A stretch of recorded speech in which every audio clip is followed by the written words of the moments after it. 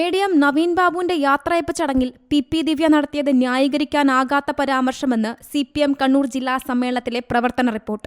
ദിവ്യയുടേത് ഔചിത്യമില്ലാത്ത പെരുമാറ്റമെന്ന് പ്രതിനിധികൾ വിമർശിച്ചപ്പോൾ അവർക്കെതിരെ സ്വീകരിച്ച നടപടിയെ മറുവിഭാഗം ചോദ്യം ചെയ്തു.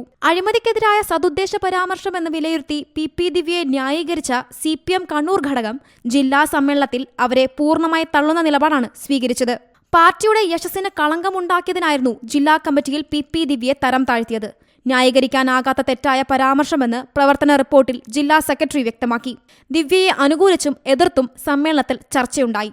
റിമാൻഡിൽ കഴിയുന്നതിനിടെ പാർട്ടി നടപടിയെടുത്തത് ശരിയായില്ലെന്നും പോലീസും പാർട്ടിയും മാധ്യമ വിചാരണയ്ക്ക് വഴങ്ങിയെന്നും വിമർശനമുയർന്നു.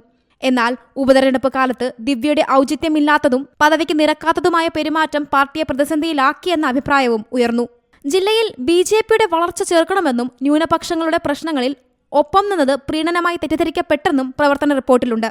മനു തോമസ് വിഷയത്തിൽ P ജയരാജനെതിരെയും വിമർശനമുണ്ടായി. സി മലയാളം ന്യൂസ്, കണ്ണൂർ. പുതിയ വാർത്തകളും വിശേഷങ്ങളും ഇനി വിരൽ തുമ്പിൽ.